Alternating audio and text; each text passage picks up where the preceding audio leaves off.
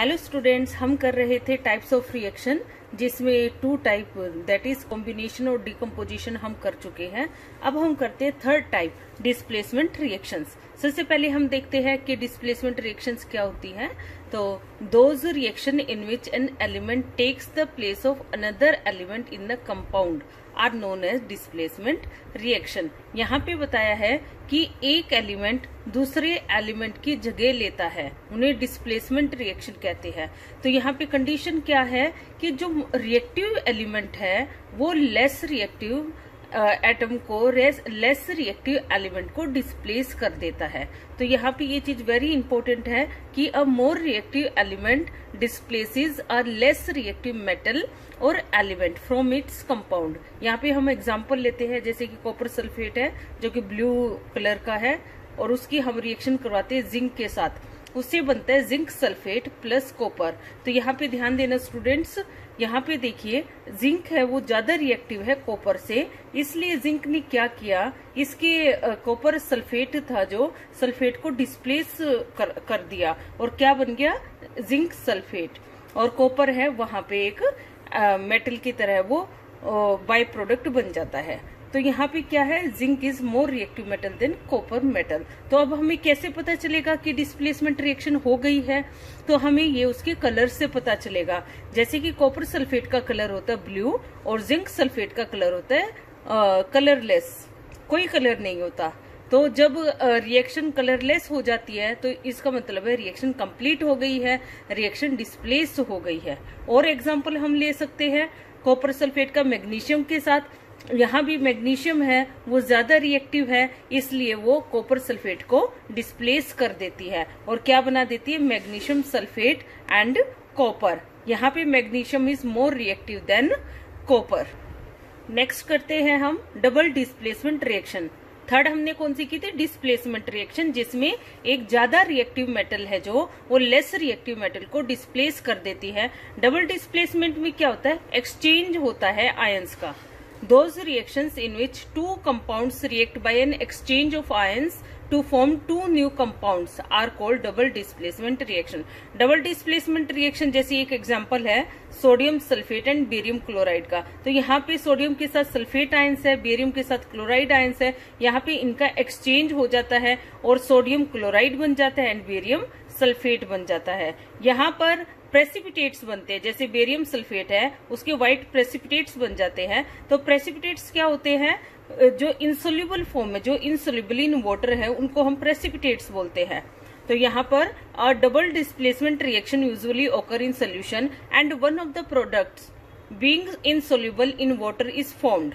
दोनों में से एक प्रोडक्ट है वो इनसोल्यूबल कुछ पार्ट्स बनता है उसका, इस इनसोल्यूबल सब्सटेंस को प्रेसिपिटेट बोलते हैं और ऐसी रिएक्शंस को हम क्या बोलते हैं, प्रेसिपिटेशन रिएक्शंस। यहाँ पे एक और एग्जांपल है lead nitrate and potassium iodide. यहाँ भी आयंस का एक्सचेंज हो जाता है और यहाँ पे लेड आयोडाइड बन जाता है एंड पोटेशियम नाइट्रेट बन जाता है। Fifth and last type of reaction है हमारी ऑक्सीडेशन एंड रिडक्शन रिएक्शन। बहुत ही इंपॉर्टेंट रिएक्शन है, इसलिए ध्यान से देखना। ऑक्सीडेशन क्या होता है, oxidation is addition of oxygen, addition of oxygen और removal of hydrogen from a compound. या तो ऑक्सीजन का एडिशन होगा या हाइड्रोजन का रिमूवल होगा, ऐसे रिएक्शंस को ऑक्सीडेशन बोलते हैं। और इसका opposite that is addition of hydrogen और removal of oxygen from a compound is called reduction. तो ऑक्सीडेशन और रिडक्शन है वो ऑपोजिट है और साइमल्टेनियसली होती है एक रिएक्शन में, इसलिए इन रिएक्शन को हम रिडॉक्स रिएक्शन भी बोलते हैं। अब एक और इन्हीं के साथ टर्म आती है oxidising agent and reducing agent.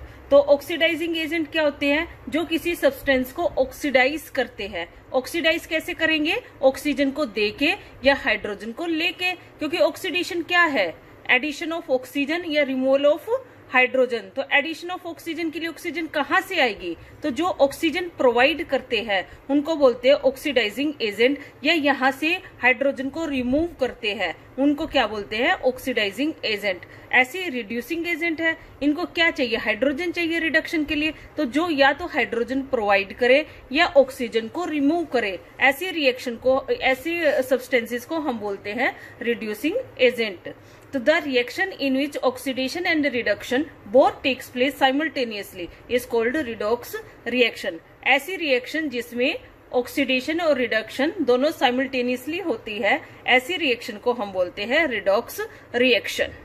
यहाँ पे एग्जांपल्स दिए गए, जरा देखिए। ये है क्यूप्रिक ऑक्साइड प्लस हाइड्रोजन, उससे बनता है कॉपर एंड वाटर। तो यहाँ पे देखो, क्यूप्रिक ऑक्साइड से कॉपर बना, तो क्या हुआ यहाँ पे?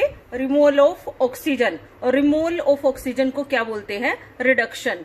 और यहाँ पर देखिए, हाइड्रोजन ने जो कॉपर ने ऑक्सीजन रिमूव की, वो हाइड्रोजन ने गेन की, एडिशन ऑफ ऑक्सीजन किया, तो ये प्रोसेस क्या हो गया? ऑक्सीडेशन। तो यहाँ पे मैंने बताया है कि सब्सटेंस ऑक्सीडाइज कौन से हुए हैं? H2, और रिड्यूस कौन सी हुए? CuO, cupric oxide. Oxidising agent है वो कौन से होंगे? जो सब्सटेंस रिड्यूस होते हैं वो ऑक्सीडाइजिंग एजेंट हो गए। जैसे कि मैंने यहाँ पे आपको बताया है कि क्यूप्रिक ऑक्साइड है वो ऑक्सीडाइजिंग एजेंट है, और जो सब्सटेंस ऑक्सीडाइज होंगे वो रिड्यूसिंग एजेंट होंगे। तो एक और एग्जाम्पल मैंने यहाँ पर लिया है, ये है H2S, हाइड्रोजन सल्फाइड, और इसकी रिएक्शन मैंने करवाई है क्लोरीन गैस के साथ। इससे बनता है सल्फर एंड हाइड्रोक्लोरिक एसिड। तो यहाँ पर देखिए स्टूडेंट्स, यहाँ पे H2S से बना है S, तो मीन्स यहाँ पे रिमूवल ऑफ हाइड्रोजन है, तो ये कौन सी रिएक्शन हुई? ऑक्सीडेशन। और यहाँ पे देखिए एडिशन ऑफ हाइड्रोजन है, तो ये क्या हुई? रिडक्शन। तो यहाँ पे मैंने ये सब चीजें दिया है जैसे कि फर्स्ट रिएक्शन में दिया था। तो अब ये आपके लिए होमवर्क है कि आप इन रिएक्शन में देखेंगे कौन से सब्सटेंस ऑक्सीडाइज हुए हैं, कौन से रिड्यूस हुए हैं, and which one is oxidising agent and which one is reducing agent. ऐसे ये एग्जाम्पल है यहाँ पर। तो यहाँ पे स्टूडेंट्स हम बहुत सारे एग्जाम्पल्स करते हैं, आप भी प्रैक्टिस कीजिएगा। प्रैक्टिस करते करते आपको पता चल जाएगा कि कौन सा सब्सटेंस ऑक्सीडेशन हो रहा है, किसकी रिडक्शन हो रही है, कौन सा सब्सटेंस ऑक्सीडाइजिंग है, कौन सा रिड्यूसिंग है। स्टूडेंट्स, हमारा लास्ट टॉपिक है इस चैप्टर का, effect of oxidation reactions in everyday life. हमने ऑक्सीडेशन रिएक्शन की लास्ट टॉपिक में। अब हम देखते हैं कि हम एवरीडे लाइफ में इन रिएक्शंस को कहाँ पर यूज करते हैं। तो यहाँ ये टू टाइप की से हम इनको यूज करते हैं, corrosion of metals and rancidity of food. Corrosion का मीन्स क्या है? कि इटन अप, कुछ ऐसा एक ऐसा प्रोसेस है, जैसे कि मैंने यहाँ पे आपको बताया है, corrosion is the process in which metals are eaten up gradually, एकदम से नहीं, ग्रेजुअली, धीरे धीरे, by the action of air, moisture और केमिकल। केमिकल कौन सा हो सकता है? Acid, on their surface. ऐसे प्रोसेस को हम बोलते हैं कोरोजन। तो क्या है कि मेटल्स का धीरे धीरे ग्रेजुअली इटन अप हो जाना bye the action of air, air की प्रेजेंस में, मॉइस्चर की प्रेजेंस में, या किसी केमिकल जो कि एक एसिड हो सकता है, ऑन देयर सरफेस, उनके सरफेस पे। ऐसे प्रोसेस को हम बोलते हैं कोरोजन। तो यहाँ पे एक बहुत ही कॉमन एग्जांपल है रस्टिंग ऑफ आयरन। सब लोग फेस करते हैं रस्टिंग ऑफ आयरन को।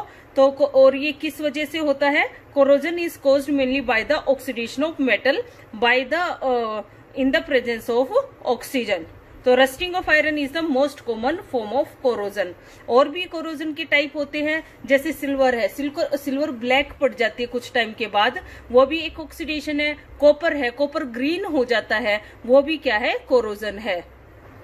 यहाँ पे रस्टिंग ऑफ आयरन की रिएक्शन दी गई है कि कैसे होता है। तो मैंने जैसे कि आपको बताया, मॉइस्चर और ऑक्सीजन की प्रेजेंस में होता है। तो आयरन जब ऑक्सीजन या एयर जो होती है, ऑक्सीजन और मॉइस्चर, वाटर किस फॉर्म में है? मॉइस्चर की फॉर्म में, उसे रस्ट बनता है। The rusting of iron is a redox reaction. ये भी क्या है? एक रिडॉक्स रिएक्शन है। जैसे कि मैंने आपको लास्ट टॉपिक में बताया था। तो आप यहाँ पे देख सकते हैं कि कौन सा सब्सटेंस है वो रिड्यूसिंग है, कौन सा है वो ऑक्सीडाइजिंग है। लास्ट टॉपिक है रेंसिडिटी। रेंसिडिटी क्या होती है? The condition produce by aerial oxidation of fats and oil in foods marked by unpleasant smell and taste is called rancidity. वो कंडीशन जिसमें फैट एंड ऑयल का ऑक्सीडेशन होता है। एरियल ऑक्सीडेशन मीन्स एयर की presence में जो oxygen है उसकी वजह से जो ऑक्सीडेशन होता है। किसका ऑक्सीडेशन होता है? फैट एंड ऑयल का। जो जिन फूड में फैट एंड ऑयल है उन फूड का एरियल ऑक्सीडेशन होता है। और उसको हम कैसे पहचानते हैं कि ऑक्सीडेशन हुआ? उसकी स्मेल अनप्लेजेंट होती है, गंदी स्मेल आने लग जाती है। टेस्ट है वो भी चेंज हो जाता है। तो ऐसे प्रोसेस को हम बोलते हैं रेंसिडिटी। रेंसिडिटी को हम प्रिवेंट कर सकते हैं, जैसे कि रस्टिंग ऑफ आयरन को हम प्रिवेंट कर सकते हैं पेंट करके, ऑयलिंग करके। इसी तरह से रेंसिडिटी ऑफ फूड को भी हम प्रिवेंट कर सकते हैं। कैसे कैसे कर सकते हैं? हम एंटीऑक्सीडेंट्स को यूज करके। एंटीऑक्सीडेंट का क्या मीनिंग है? It is a substance which prevents oxidation. जो ऑक्सीडेशन को प्रिवेंट करते हैं, रोकते हैं, उनको हम एंटीऑक्सीडेंट्स बोलते हैं। और वो एक्चुअली क्या होते हैं? रिड्यूसिंग एजेंट्स होते हैं। तो ये फर्स्ट मेथड है जिससे कि हम रेंसिडिटी को प्रिवेंट कर सकते हैं। सेकेंड मेथड है कि हम नाइट्रोजन गैस को यूज करके हम चिप्स, सभी बच्चे चिप्स खाते हैं, चिप्स के पैकेट लेके आते हैं, उनमें चिप्स से ज्यादा हवा भरी होती है। तो वो कौन सी हवा होती है? उसके अंदर कौन सी एयर होती है स्टूडेंट्स? वो नाइट्रोजन गैस होती है। नाइट्रोजन गैस हमने क्यों ऐड किया? ताकि हमारे जो चिप्स है, जो भी पैकेट में है, चिप्स है, कुरकुरे, कोई भी सामान है, वो ताकि ऑक्सीजन के कांटेक्ट में ना आए। अगर कोई हमारा फूड है जिसमें फैट एंड ऑयल है, वो एयर के कांटेक्ट में नहीं आता है, तो फिर वो रेंसिड भी नहीं होगा। इसलिए instead of oxygen nitrogen gas is filled in the plastic bags. और कैसे हम प्रिवेंट कर सकते हैं? रेफ्रिजरेटर में रख के। हम अपने फूड को रेफ्रिजरेट क्यों करते हैं? क्योंकि टेम्परेचर क्या मिनिमम हो जाता है, जिसकी वजह से रेंसिडिटी प्रोसेस है वो भी स्लो डाउन हो जाता है। और कैसे? एयर टाइट कंटेनर्स को यूज करके एंड उसको फूड को लाइट से दूर स्टोर करके भी हम रेंसिडिटी को प्रिवेंट कर सकते हैं। तो स्टूडेंट्स, हमारा चैप्टर है वो कंप्लीट हो गया है। उम्मीद है आपको समझ में आया होगा। अगर आपको मेरा लेक्चर अच्छा लगा है तो लाइक, शेयर और सब्सक्राइब जरूर कीजिए। Thank you.